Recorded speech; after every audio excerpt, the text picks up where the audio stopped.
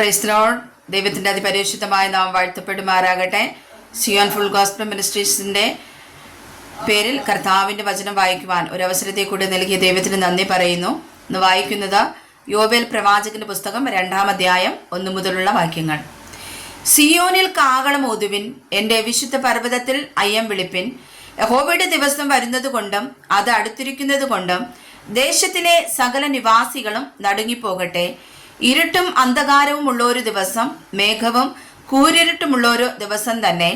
പർവ്വതങ്ങളിൽ പരന്നിരിക്കുന്ന പ്രഭാതം പോലെ പെരുപ്പവും ബലവും ഉള്ളൊരു ജാതി അങ്ങനെ ഉള്ളത് പണ്ട് ഉണ്ടായിട്ടില്ല, ഇനിമേലാൽ തലമുറ തലമുറയായുള്ള ആണ്ടുകളോളം ഉണ്ടാകുകയുമില്ല.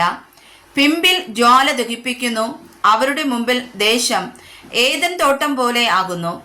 അവരുടെ പിറകിലോ ശൂന്യമായുള്ള മരുഭൂമി, അവരുടെ കയ്യിൽ നിന്ന് യാതൊന്നും ഒഴിഞ്ഞു പോകുകയില്ല. അവരുടെ രൂപം കുതിരകളുടെ രൂപം പോലെ, അവർ കുതിരച്ചേവകരെ പോലെ ഓടുന്നു. അവർ പർവ്വത ശിഖരങ്ങളിൽ രഥങ്ങളുടെ മുഴക്കം പോലെ കുതിച്ചു ചാടുന്നു.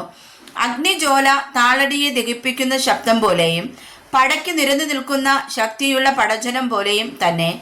അവരുടെ മുമ്പിൽ ജാതികൾ നടുങ്ങുന്നു, സകല മുഖങ്ങളും വിളറിപ്പോകുന്നു.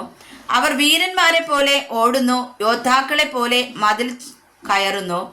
അവർ പാത വിട്ടുമാറാതെ താന്താന്റെ വഴിയിൽ നടക്കുന്നു. അവർ തമ്മിൽ തിക്കാതെ താന്താന്റെ പാതയിൽ നേരെ നടക്കുന്നു. അവർ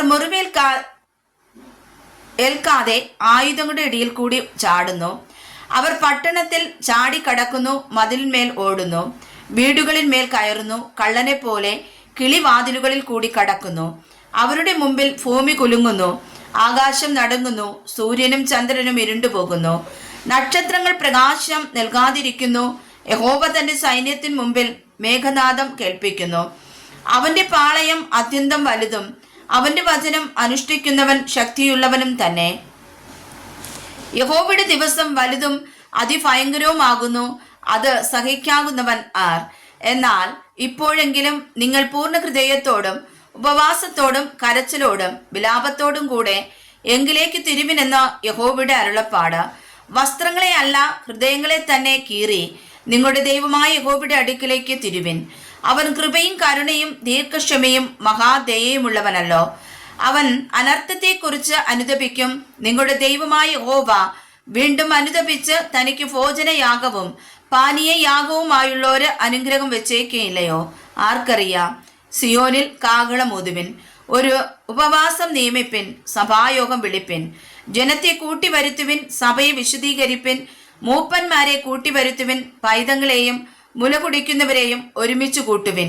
മണവാളൻ മണവറയും മണവാട്ടി ഉള്ളറയും വിട്ട് പുറത്തു വരട്ടെ. യഹോവയുടെ ശുശ്രൂഷകന്മാരായ പുരോഹിതന്മാർ പൂമുഖത്തിന്റെയും യാഗപീഠത്തിന്റെയും മധ്യേ കരഞ്ഞും കൊണ്ട്, യഹോവേ, നിന്റെ ജനത്തോട് ക്ഷമിക്കണമേ. ജാതികൾ അവരുടെ മേൽ വാഴുവാൻ തക്കവണ്ണം നിന്റെ അവകാശത്തെ നിന്നെ കേൾപ്പിക്കരുതേ. അവരുടെ ദൈവം എവിടെയെന്ന് ജാതികളുടെ ഇടയിൽ പറയുന്നതെന്തിന് എന്നിങ്ങനെ പറയട്ടെ. അങ്ങനെ യഹോവ തന്റെ ദേശത്തിനു വേണ്ടി തീഷ്ണത കാണിച്ച് തന്റെ ജനത്തെ ആദരിച്ചു. യഹോവ തന്റെ ജനത്തിന് ഉത്തരം അരുളിയത്, ഞാൻ നിങ്ങൾക്ക് ധാന്യവും വീഞ്ഞും എണ്ണയും നൽകും, നിങ്ങൾ അതിനാൽ തൃപ്തി പ്രാപിക്കും. ഞാനിനി നിങ്ങളെ ജാതികളുടെ ഇടയിൽ നിന്നയാക്കുകയുമില്ല. വടക്കു നിന്നുള്ള ശത്രുവിനെ ഞാൻ നിങ്ങളുടെ ഇടയിൽ നിന്ന് ദൂരത്താക്കി വരണ്ടതും ശൂന്യവുമായൊരു ദേശത്തേക്ക് നീക്കി.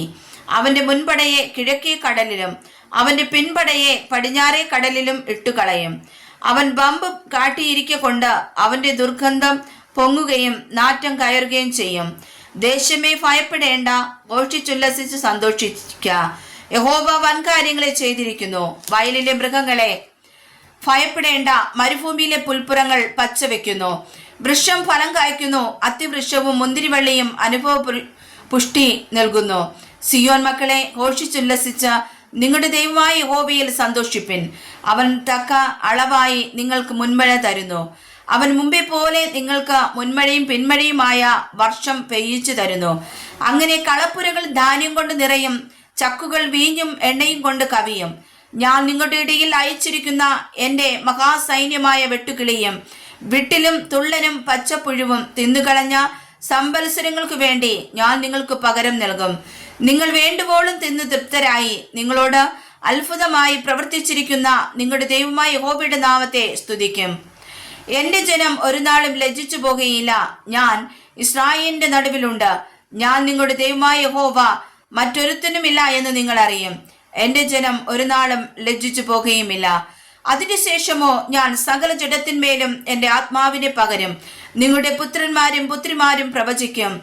നിങ്ങളുടെ വൃദ്ധന്മാർ സ്വപ്നങ്ങളെ കാണും. നിങ്ങളുടെ യൗവനക്കാർ ദർശനങ്ങളെ ദർശിക്കും. ദാസന്മാരുടെ മേലും ദാസിമാരുടെ മേലും ഞാൻ ആ നാളുകളിൽ എൻ്റെ ആത്മാവിനെ പകരും. ഞാൻ ആകാശത്തിലും ഭൂമിയിലും അത്ഭുതങ്ങളെ കാണിക്കും. രക്തവും തീയും പുകത്തൂണും തന്നെ. യഹോവയുടെ വലുതും ഭയങ്കരവുമായുള്ള ദിവസം വരും മുമ്പേ സൂര്യൻ ഇരുളായും ചന്ദ്രൻ രക്തമായും മാറിപ്പോകും.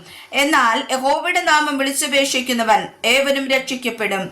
യഹോവ അരുളി ചെയ്തതുപോലെ സിയോൻ പർവ്വതത്തിലും യെരൂശലേമിലും ഒരു രക്ഷിത ഗണവും ശേഷിച്ചിരിക്കുന്നവരുടെ കൂട്ടത്തിൽ യഹോവ വിളിപ്പാനുള്ളവരും ഉണ്ടാകും. വായിച്ചതായ വചനങ്ങളാൽ കർത്താവ് നമ്മേവരെയും സമൃദ്ധമായി അനുഗ്രഹിക്കുമാറാകട്ടെ. ആമേൻ.